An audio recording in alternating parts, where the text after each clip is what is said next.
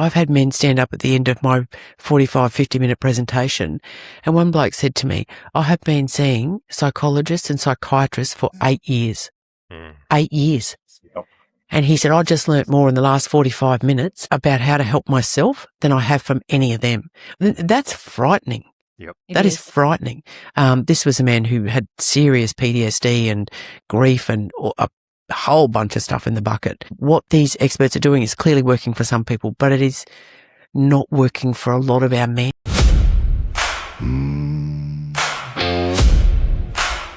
Welcome to hard ground.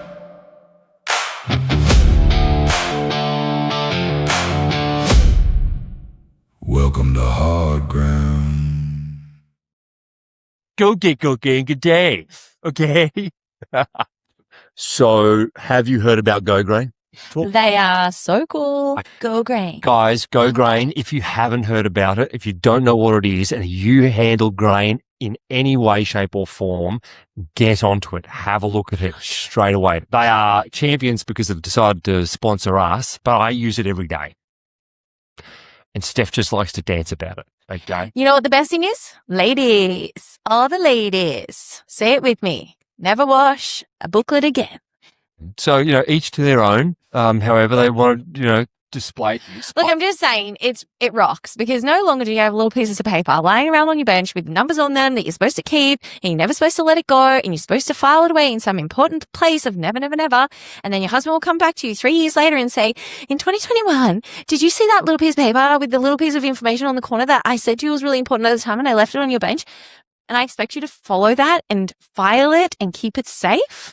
Well, you don't have to do that anymore. Thanks, Go Grain. If you haven't heard of Go Grain and you grow grain, go get Go Grain. Get it. Go get Go Grain. Go get Go Grain good day. Ooh. Go get Go Grain good day. Okay.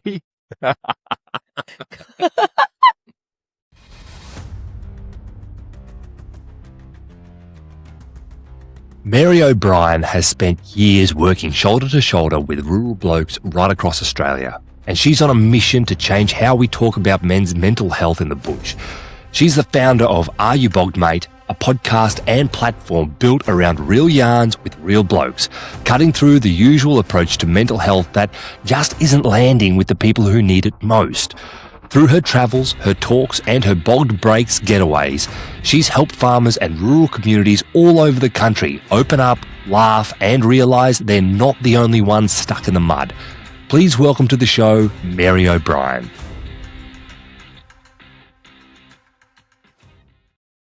Mary O'Brien, Jillaroo, seed analyst, lab tech and ag consultant across cotton cropping and the founder of Are You Bogged Mate, originally from Bullen, Queensland. 2020 Men's Health Award, National Women's Working Men's Health Award. You've got quite a list, Mary, and it goes on and on beyond that. But for what we're here to talk to you about today, we sort of are getting the gist. Thank you so much for coming onto hard ground. And Tom, welcome, mate. No worries. Thank you so much, guys.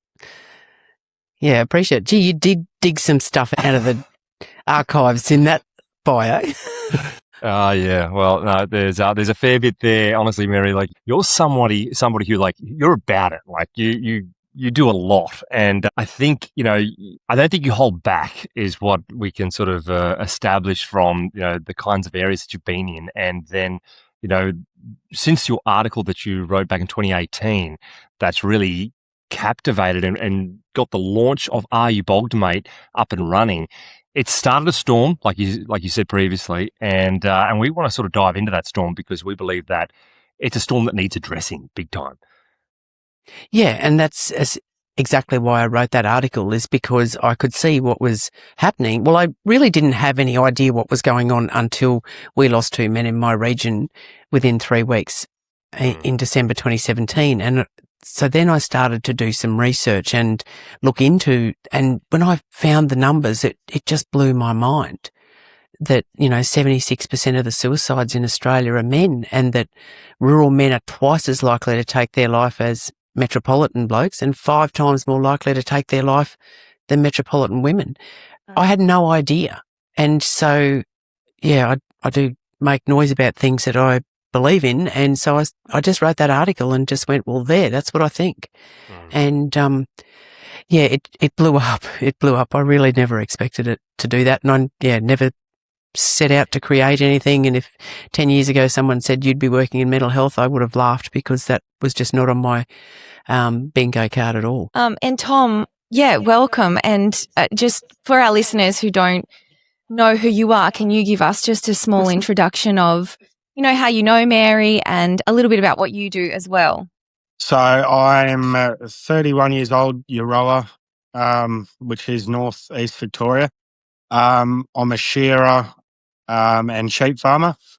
Always had a interest in sheep. Being a farmer, that's why I was a shearer in the first place. 8.5 years ago, I lost my dad to suicide, and he was a shearer and farmer as well. So he was my idol really growing up. I suppose that shows how much this sort of thing can creep up on you.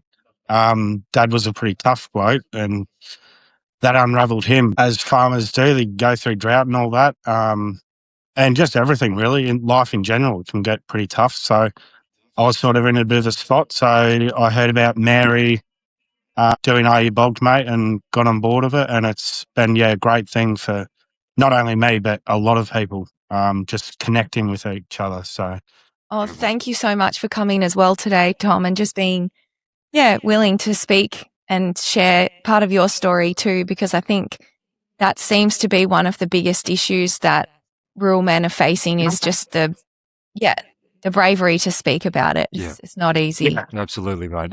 It takes a lot of guts to be vulnerable, especially in a public sort of setting, and to share a story such as your own. So, really appreciate having you on the call, mate. Mary, what is Are You Bogged Mate? Are You Bogged Mate is a rural men's mental health charity, and we are focused on blokes who live in regional, rural and remote Australia. We never turn anyone away, be that male or female. We never turn anyone away. Anyone who wants help, we'll direct to appropriate services. We are very boots on the ground. We try not to waste money on anything that we don't think is necessary. So we want to actually make a difference and not just talk about it. So I guess that's probably one of the problems with Are You Bogged Mate is we're very focused on doing the work rather than telling everybody what we do. So that's probably something we need to improve on, is telling the story of what we do.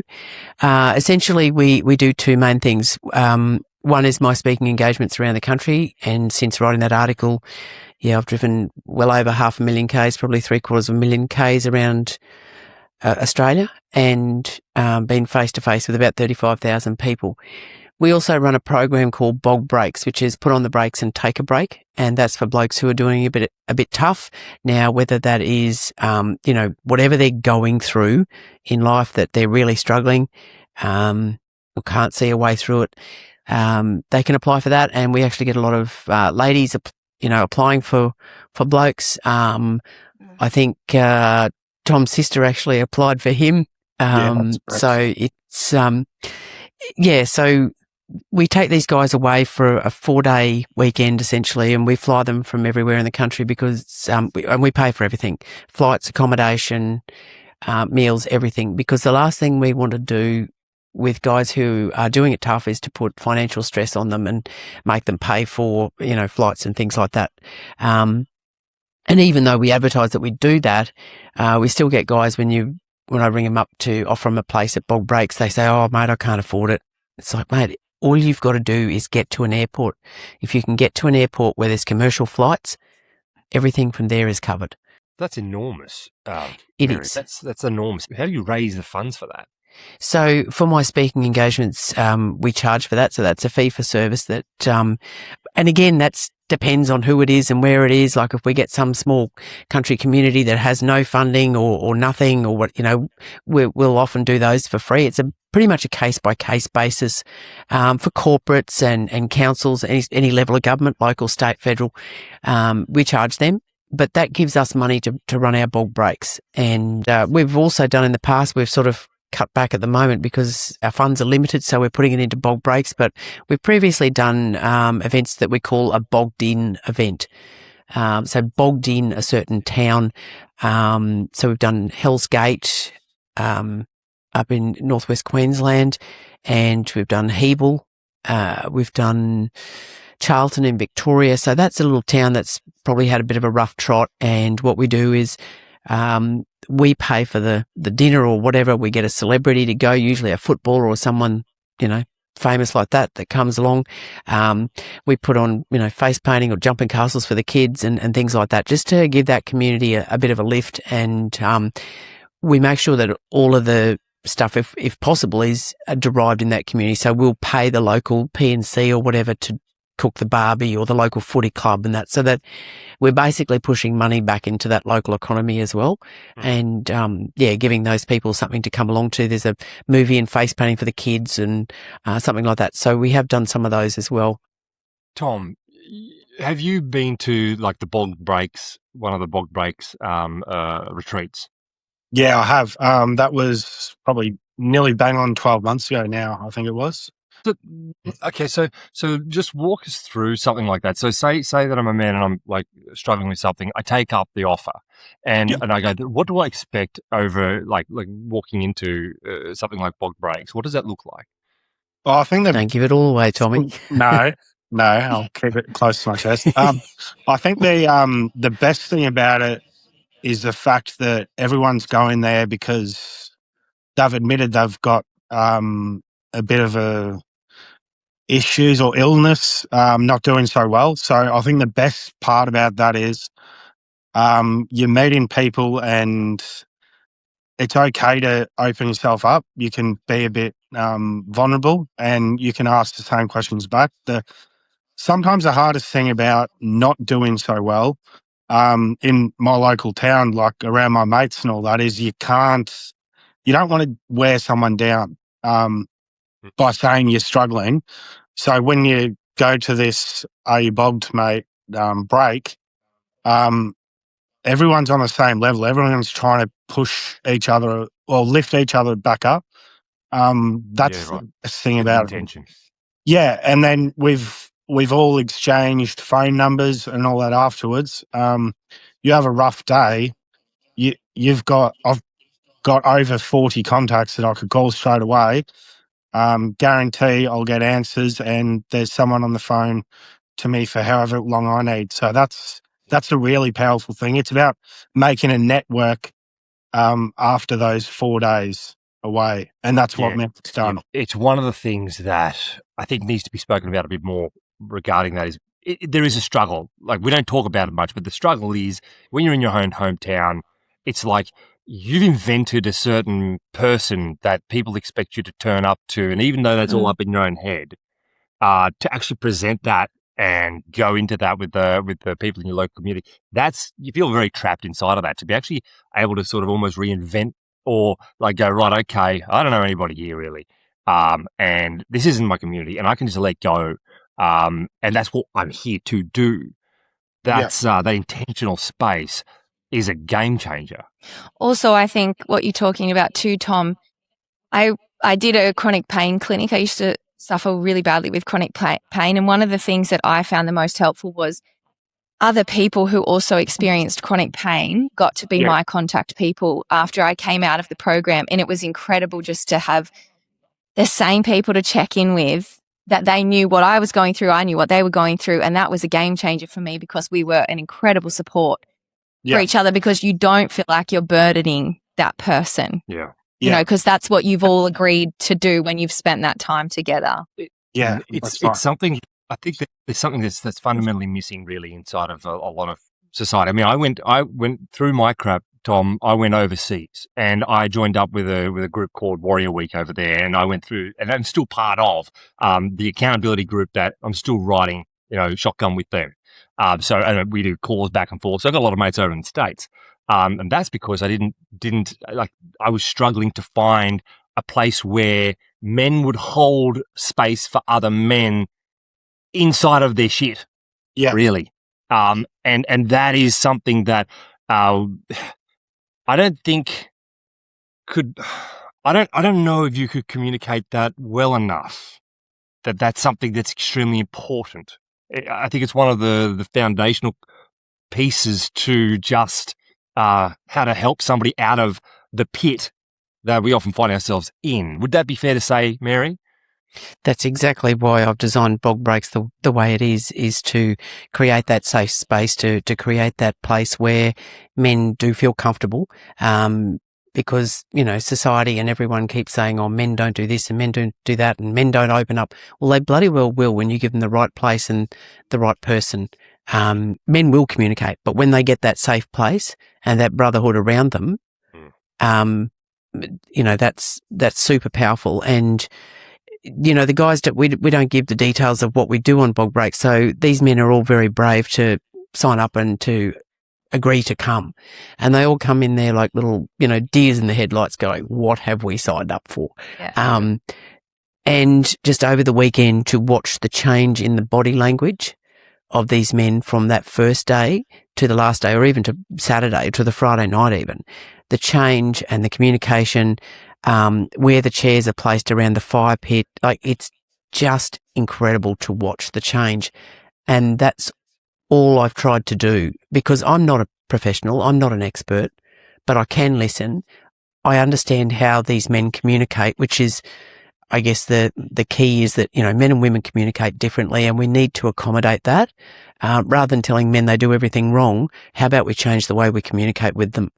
So that's essentially what Bog Breaks is to create that brotherhood. I cannot physically be there for every single one of these blokes if they need me. But they've all got my number. They can all know that they can ring. Doesn't matter if it's 2 a.m. But I need them to support each other and to build that brotherhood. So, when we've got blokes who come to Bog Breaks and they're like, oh, there'll be nobody in my area. And we have that private Facebook group, which is only men who've been to Bog Breaks in it. And when we put a new group in there, I say, come on guys, comment where you're from, in the comments. And, guys are like, hey, he's only half an hour down the road from me. Let's catch up and have a coffee or a beer. And so this whole brotherhood, that they just go on, fishing trips and camping trips and now they're traveling across states to catch up with these people. They take their family for a holiday near where that bloke lives. And, it's incredible to see that brotherhood built. And we've got about 90 blokes through the program now and creating that space for them to talk. It's super powerful. I know how powerful this is because I go over to the States.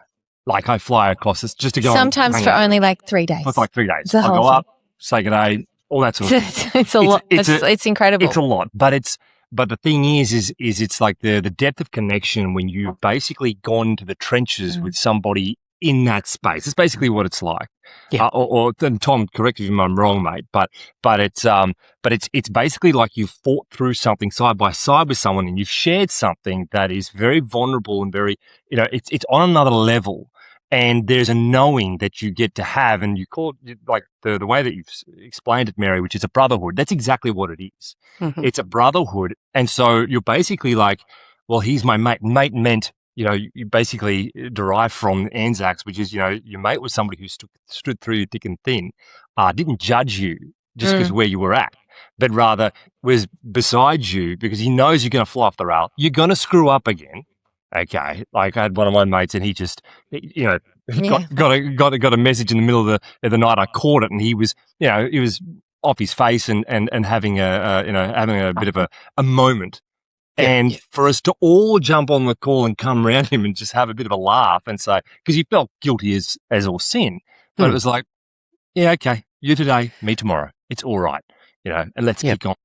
I think that's like the fact that you've created something like that, Mary. It can't be overstated. It really can't. It's really important stuff. Do you know what I'm really sad about, Josh, is that you had to go to America to find that. And I guess that's, look, I'm not everybody's cup of tea, because I tell it how I see it. And I don't believe that there's anything quite like Bog Breaks anywhere else in Australia. It is unique. It is different. We don't have that clinical spin on it. It's practical.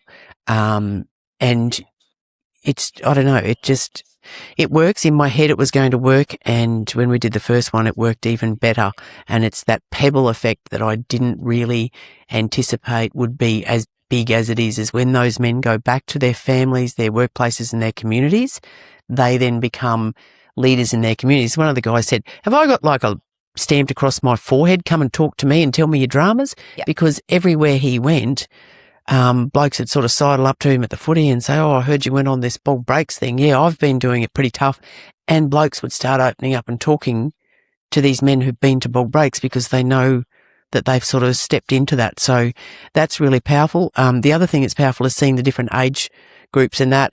You get some of the younger, immature blokes, and you see the older fellas giving them guidance in the group or pulling them into line. So pull your head in. You're being an absolute idiot. So, that's important. I think that's one of the really important things for young men, is for the old men who've, they've made a lot of these mistakes. You say, here's the line, mate, like be an idiot up to here, but that's where you stop. So, the brotherhood is, it's pretty special to watch. So through the Go Grain app that Tim and his team have put together, they have basically taken the docket book and they have digitalized it. It's trackable, traceable, teachable, adoptable, cheap.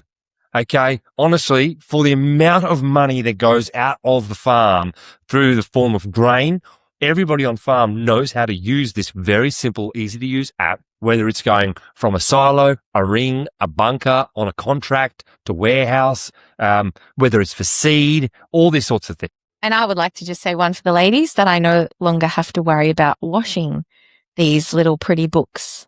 Yeah, so You leave them in your pocket. like in 2021, we lost 3 trucks because Steph washed one of these books. Check the pocket. No, get on Go Grain. And then you don't have to worry about the pockets anymore. It's done. Never lose a truck again. Never lose a truck again. Actually, Mary, can I just ask on that? We hear this term of mental health thrown around everywhere now, and I don't mean thrown around in that way, but I just hear a lot about it, but I often feel that it lacks the substance behind it. That, like you guys, I kind of feel that that's what you're doing differently, is you're so boots on the ground. Where do you see some of the holes in maybe the mental health industry? And I'm using air quotes. I don't know what the technical term is for calling it. Because there seems to be a lot of funding that goes into it. There's a lot of advertising around it. There's a lot of words. But where are you seeing the gaps? And maybe then, Tom, you can speak to why you would have preferred to go to something like Bog Breaks over reaching out to, say, like a government service or even a hospital environment type thing. So in Australia, we have a national strategy for suicide prevention, but it's a one-size-fits-all. We don't have a national strategy focused on men. And I don't care where people come from or what they decide they want to be. There is differences between men and women and the way they communicate and the way they operate. So if we do not have something that is specifically targeted for men, then we are missing them. And we are missing them because 76% of the suicides in this country are men.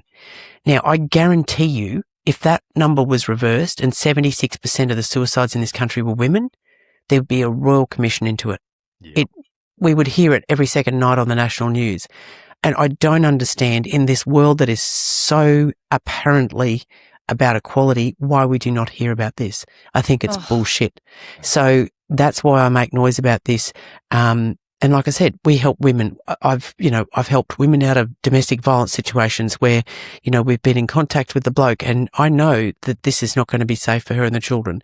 It's not something that we advertise or make part of our thing. But if I have a situation like that and I can pay to get that woman out and those children to keep them safe, then I'll bloody well do it. No, we don't put it up in lights and say, well, we spend some of our money on that, because then I'll just be inundated with when that's not our sole focus. Our focus is to help the men. But my priority will always be to keep everyone safe. There's so much money put into, and again, it's that one size fits all. If we keep sugarcoating shit, we're not getting anywhere. I am coming to you, Tom, but can I just say something on that, Mary? Even the reel that Josh and I put out that started this whole conversation and people telling us, hey, you want to speak to Mary from Are You Bogged Mate? Because she's a legend. A couple of people messaged actually and just cautioned Josh on how he used the term, I want to know why these blokes are killing themselves.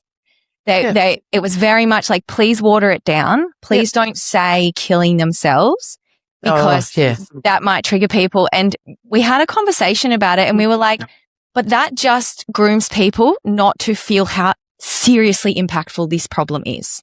It is. And this is the problem.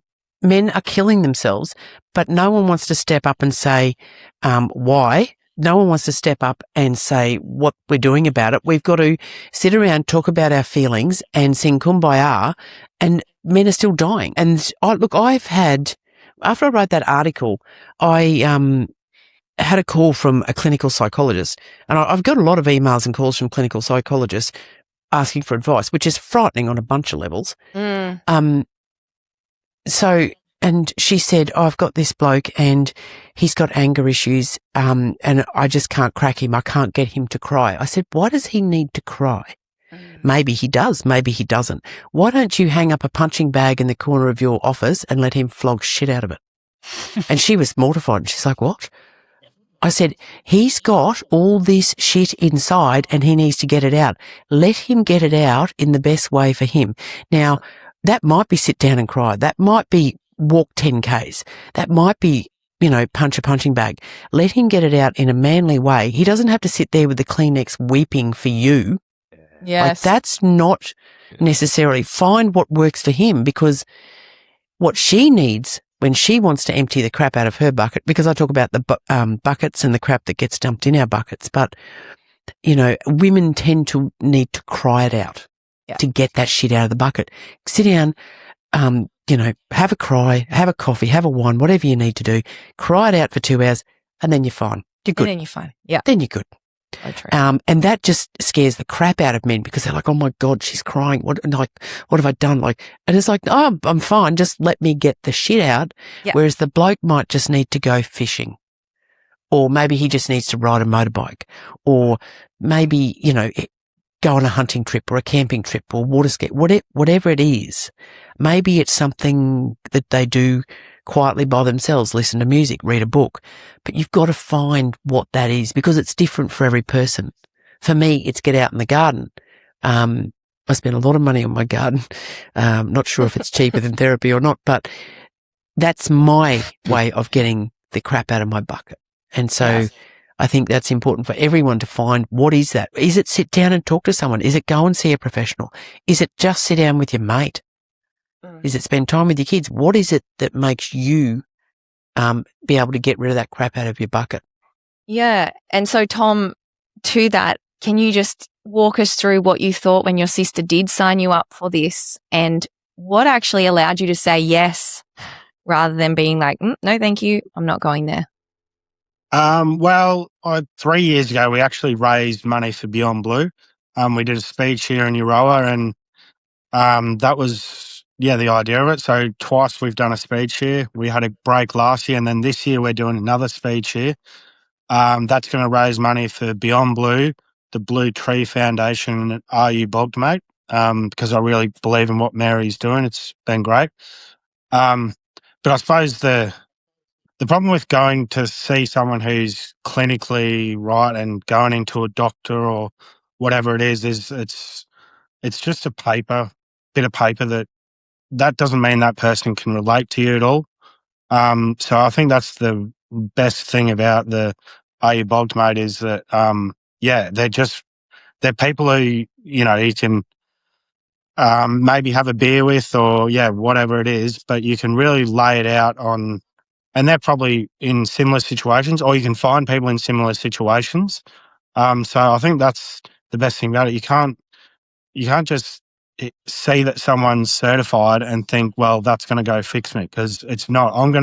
If I sat across the room from a doctor, and no disrespect to them, but I'm going to walk out of there and think, they don't know what they're talking about. That's not what I need. So yeah, that's the thing that people, rural blokes, I think, a lot of rural blokes will think that, so they don't do it, and then they get worse and worse and can't dig themselves out of a bog. Tom, why did your sister sign you up for Bog Breaks? I told her I wasn't doing too well. So I think she just went studying, came across Mary's podcast. I listened to some of those and she said, I think you need to go on a bog break. She did that and I was okay with it. I knew I was in a bit of a spot, so I was okay with it. And I was actually pretty happy I went alone. I didn't know anyone before I went up there. So, yeah, that made it, I think, pretty easy for me to get on the plane. It was only a few days, so, yeah, pretty easy to commit to. Tom, can I just ask, maybe it might be a bit personal. It's okay if you don't want to answer, but maybe could you give the audience a little bit of an idea of what it looked like for you so that you realized you were, you used the term in a bit of a spot or not doing so great. What were some of the things that indicated that things weren't going so well for you? One thing was I could never sleep at night. Yeah, I wasn't a very good sleeper at all. I don't know, I was always stressed. I'd drink a lot and that was to try to put me to sleep. And things sort of seemed a bit pointless to me. Like, yeah, always walking on the treadmill pretty much. Like, you're trying to build up to, your end goals in life. And yeah, things weren't sort of going anywhere. So yeah, I told my sister that I wasn't doing too well. And I suppose Dad being the toughest person that I know, giving in, I think, yeah, made me realise I probably should look at things a bit and try to change it before I start thinking the same way. So Yeah. yeah. that was why. I've got 2 kids, so yeah, I need to be around. That's an important point, Tom. And I think there's something unconscious there as well. Your old man was the toughest man you knew, as are most of our old men. And that he took an out gives the in for us to consider same things as their children. Yeah. And that's hard. Okay. And if you're listening to this and this triggers you some way, well, maybe you should be, because it's a fucking truth.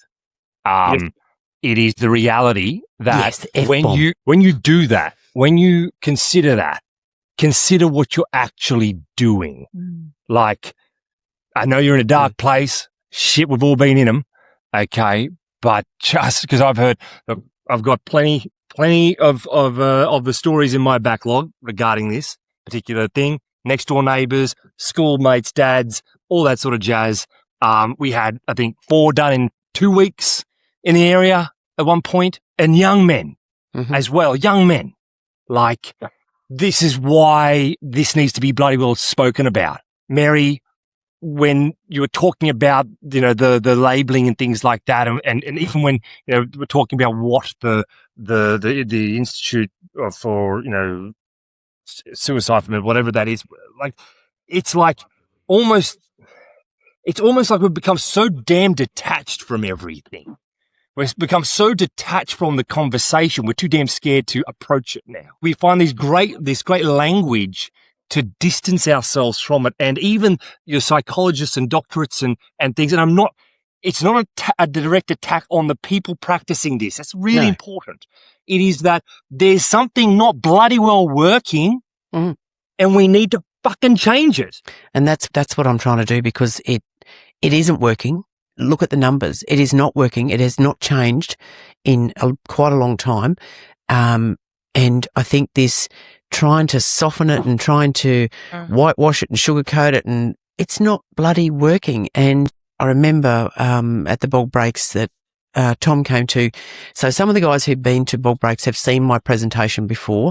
It's got a few twists and changes to it for the Bog Breaks guys. But one of the things I say in my presentation, and I remember, because I get to stand up the front, I get to see everyone's reaction. I remember Tom actually having a physical reaction when I said this, was, if you take your life, your children are 3 times more likely to take theirs than anybody else's. And I remember Tom going, holy shit.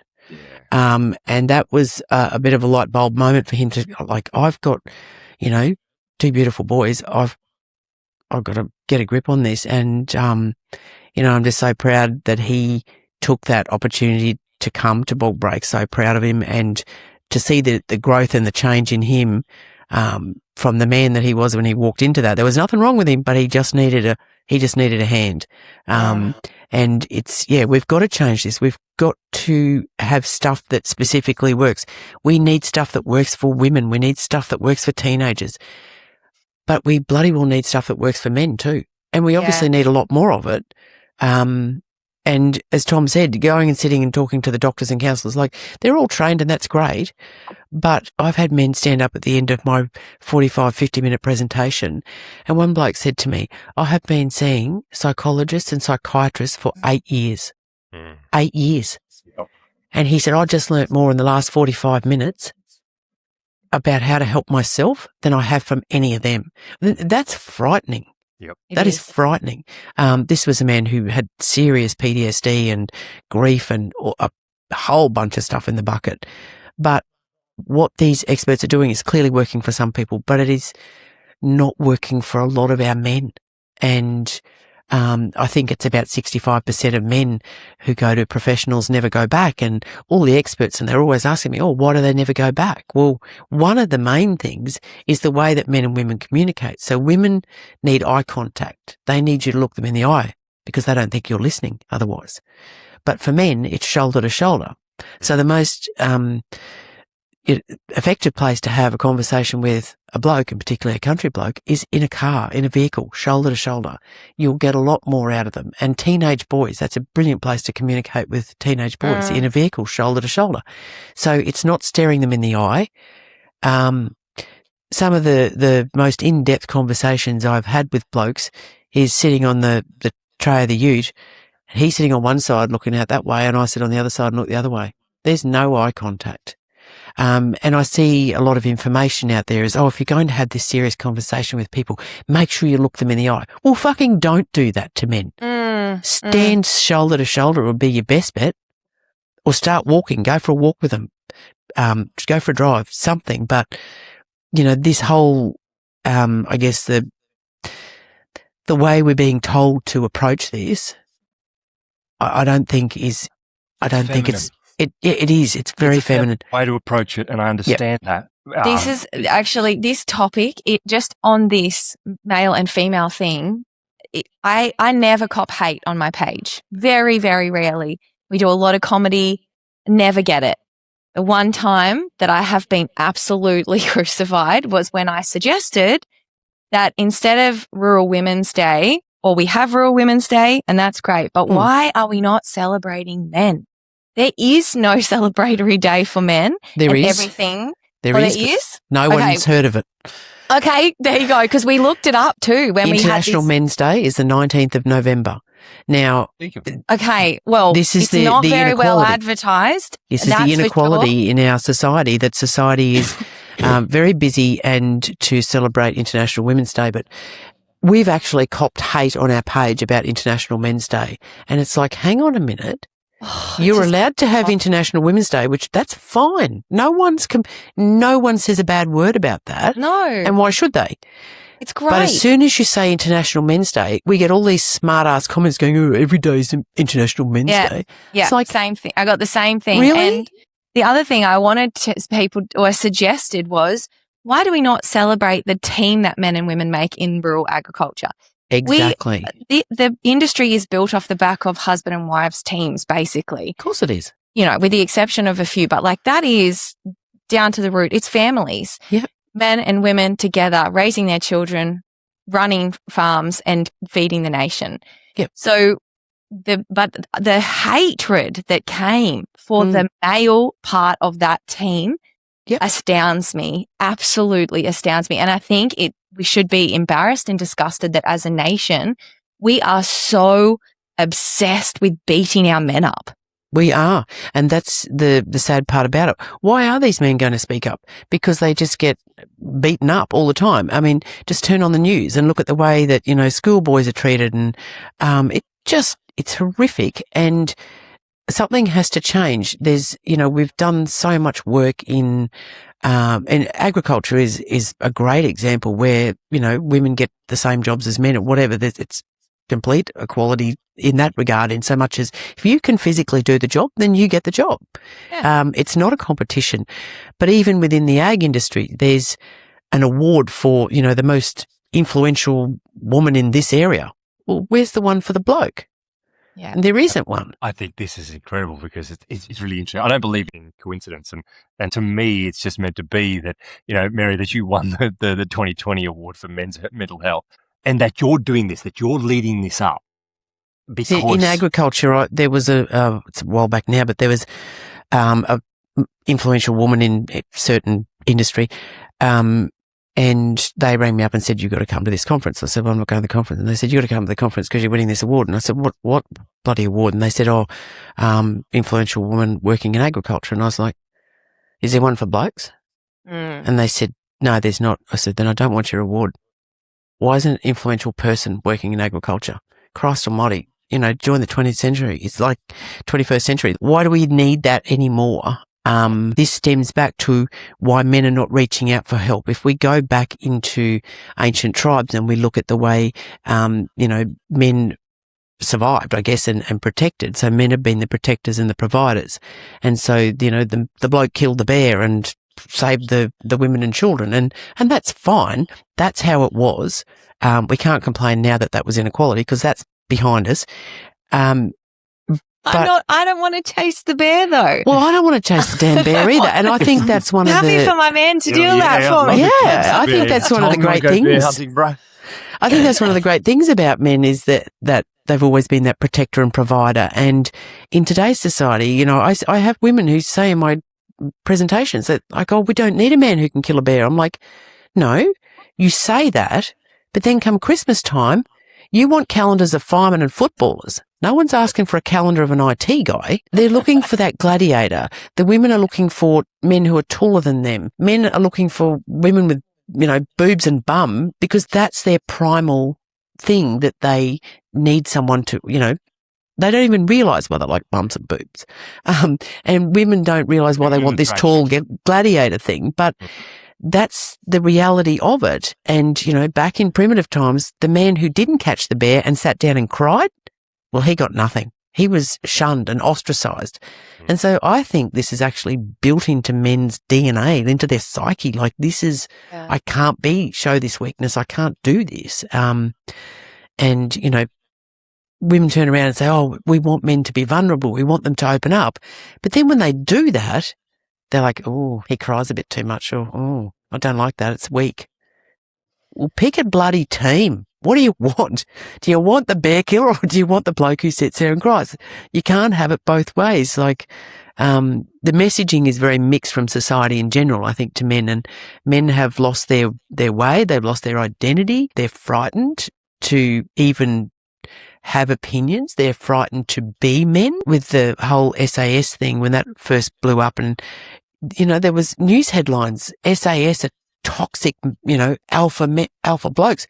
Fucking good, because that's the kind we need. That's right. I don't want the SAS to sit down and pick a nail polish colour when, the Russians are coming or Chinese or whatever. Like, do you know what I mean? The people are going, "Oh, we need to be protected, but we don't want these alpha toxic men." I think one of the best examples of why men are so incredible is that the men who actually went, the diving men who saved those kids in the cave. Yep. One of the reasons that they explained that they were able to physically do that was because they said they could compartmentalize their emotions. Yep. They could take their feelings, put them in a box on a shelf in the back of their mind and leave them there so they didn't panic in the situation that they were in. And I just thought right there, that's why men are so cool, because they can stay calm in these incredibly high-pressured situations. And I'm not saying that women can't do that, but we are definitely wired differently. We have a different version of that. And that's okay. And that's okay. Exactly. Yeah. And I think that's instead of trying to make everyone the same, and it's to celebrate those differences and those, attributes that make men and women unique and different. Yes, I agree. This is the thing. I think there's this great big push to bring everybody onto the same playing field and the same level. And we're not. We're so different. And the thing is that there's this ongoing argy-bargy in society that says, "Oh, you're more powerful, you're stronger, or you're the boss, and this you're domineering, and yada yada yada." It's like, people, we are denying the power that sits inside of femininity by trying to make women men. Why do you want to do that? Exactly. Like the true strength that lies inside of our women is being stripped away because we're pushing them into places that they were never supposed to be in. And it's affecting us. And then you've got men like I can't watch TV these days because there's too many dual axe wielding Viking women. And I'm like, what the heck? I've got an axe collection here in the background, I just realised. The guys in the background, polishing his nails. It's in all the cartoons and everything now. So men, the masculine role has been so dismantled in this modern era. Yep.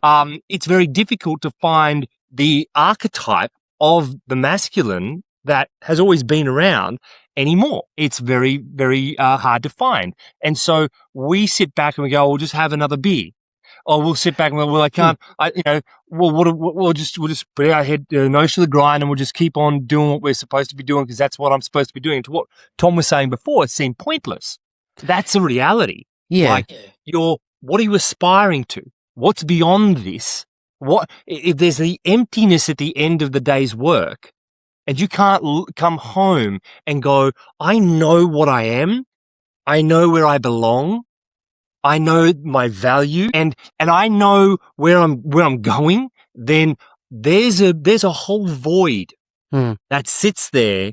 And I think it's not just Australia, it's the whole West that is being impacted terribly by this.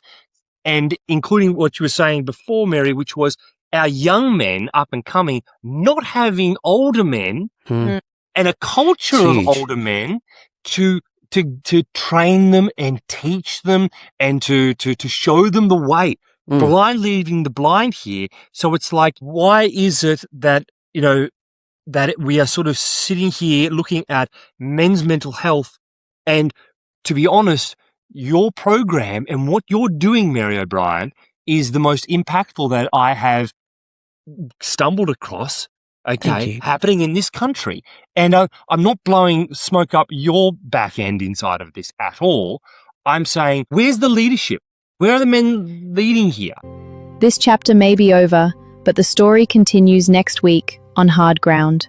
Thanks for watching, guys. Glad to have had you with us. I hope you enjoyed the show. Before we let you go, we just want to let out this little invitation to you all. We have a small, non-denominational Bible study / church that we call Fireside. Happens on Saturday mornings at 8:30. If you're somebody who's looking to grow a connection with the Lord, get to know who this God of the Bible even is, or is just intrigued about these sorts of things, we'd love to have you on board. So, guys, if that's you and you'd like to know a little bit more, please reach out to us. We'll shoot you the link. We'll even push you in the direction of our Facebook group and just come and be a part of our community on Saturday mornings. Otherwise, we'll catch you next week for the next episode. Cheers.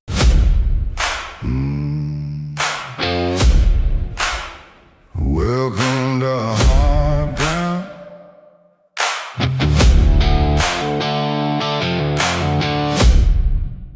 Welcome to Hard Ground.